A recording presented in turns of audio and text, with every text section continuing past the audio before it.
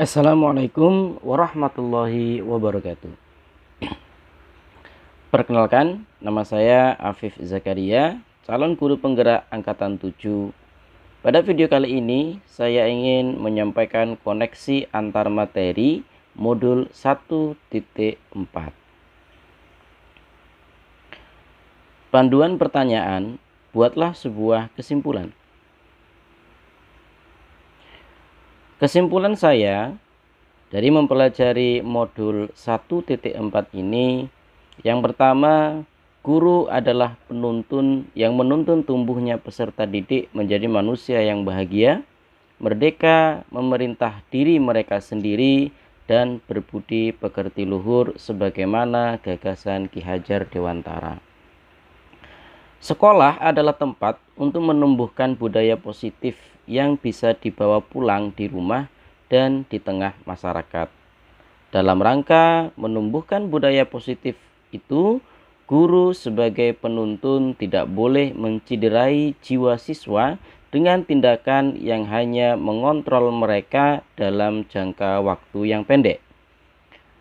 Posisi guru, apakah itu sebagai penghukum, pembuat rasa bersalah, teman, manajer, atau pemantau, dalam menanamkan nilai-nilai kebajikan atau budaya positif akan menentukan tumbuh tidaknya motivasi intrinsik peserta didik dalam menjalankan budaya positif. Pertanyaan pemantik. Buatlah sebuah refleksi dari pemahaman Anda atas keseluruhan materi modul budaya positif ini dengan menjawab pertanyaan-pertanyaan berikut. Pertanyaan pertama, sejauh mana pemahaman Anda tentang konsep QNT yang telah Anda pelajari di modul ini, yaitu disiplin positif, teori kontrol, teori motivasi, hukuman dan penghargaan, posisi kontrol guru, kebutuhan dasar manusia, keyakinan kelas, dan segitiga restitusi. Adakah hal-hal yang menarik untuk Anda dan di luar dugaan? Jawaban saya, dari materi yang saya pelajari dan pahami pada modul 1.4 ini, saya memahami bahwa disiplin positif adalah kunci utama untuk menciptakan dan menerapkan budaya positif yang selama ini sering disalahartikan sebagai hukuman positif. Yang kedua, posisi kontrol guru yang dalam modul ini disebutkan ada 5 posisi kontrol, yaitu penghukum, pembuat rasa bersalah, pemantau, teman, dan manajer, akan menentukan bagaimana respon siswa menyikapi setiap masalah yang dihadapi serta bagaimana siswa mendapatkan hikmah di balik kejadian. Ketika guru mengambil posisi kontrol sebagai penghukum, boleh jadi anak akan menyimpan rasa dendam. Ketika guru membuat rasa bersalah, maka siswa akan menjadi cenderung minder. Dan jika pemantau, maka tidak ada kesan yang didapatkan oleh siswa atau hikmah yang didapatkan oleh siswa dalam satu kejadian. Yang ketiga, manusia memiliki kebutuhan dasar yang berupa kesenangan, kebebasan, kasih sayang, dan penguasaan yang seringkali menjadi latar belakang masalah. Maka dengan segitiga restitusi kita bisa menggali latar belakang kejadian dan bersikap dengan bijak serta mengantisipasi sebuah kejadian negatif yang disebabkan oleh kecenderungan manusia untuk memenuhi kebutuhannya. Teori motivasi, hukuman, dan penghargaan dari materi ini, saya mendapatkan sebuah pencerahan bahwasannya perbuatan baik atau nilai kebajikan yang hanya bersumber dari ketakutan pada hukuman dan penghargaan pada pengharapan kepada penghargaan hanya bersifat sementara, bahkan berpotensi siswa bermuka dua.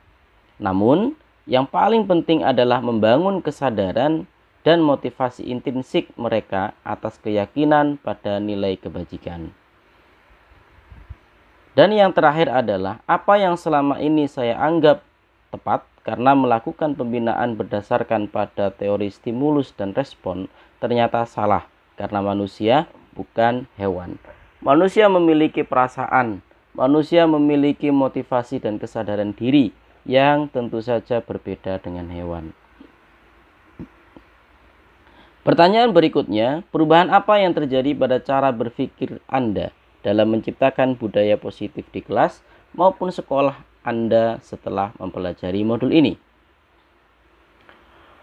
Jawaban saya adalah perubahan yang terjadi pada cara berpikir saya dalam menciptakan budaya positif di sekolah maupun di kelas. Setelah mempelajari modul ini, dalam menertibkan anak didik di saat melanggar atau tidak mematuhi kesepakatan sekolah atau kelas, saya dapat memberikan sanksi atau konsekuensi yang dapat membina mereka dan melakukan tindakan restitusi ketimbang hanya memberikan hukuman yang tidak ada kaitannya atau manfaatnya. Apa pengalaman Anda? Saya memiliki pengalaman yang pernah saya alami terkait penerapan konsep modul 1.3 ini, yaitu segitiga restitusi. Dalam menyelesaikan masalah anak didik saya di kelas 6 karena berkelahi dan saling menyinggung satu sama lain dengan kata-kata kasar dan ejekan. Ketika itu saya membina mereka, saya minta mereka menceritakan kronologi masing-masing anak, lalu saya membina mereka secara bersama-sama. Setelah saya melakukan restitusi, kami sepakat bahwa konsekuensinya mereka harus melakukan tugas menulis kata maaf secara bersama-sama dengan selang-seling. Satu baris A dan satu baris lagi di bawahnya si B yang menulis. Dan saling bermanfaat. Setelah itu saya perhatikan mereka menjadi akur. Bagaimana perasaan Anda? Perasaan saya sangat bahagia ketika melihat mereka akhirnya bermaafan dan akur. Bahkan tanpa sengaja saya melihat mereka ketika di luar kelas, mereka kini menjadi teman yang baik. Saya sangat bahagia karena tanpa melukai jiwa mereka, mereka bisa memperbaiki keadaan yang awalnya bermusuhan menjadi teman yang baik. Pertanyaan berikutnya, sebelum mempelajari modul ini, pernahkah Anda menerapkan segitiga restitusi? Jawaban saya, sebelum mempelajari modul ini, secara tidak langsung saya pernah melakukan segitiga restitusi, terutama pada bagian menstabilkan identitas, dengan menanyakan perbuatan anak tersebut benar atau salah, dan menggali kronologi kejadian dari masing-masing pihak.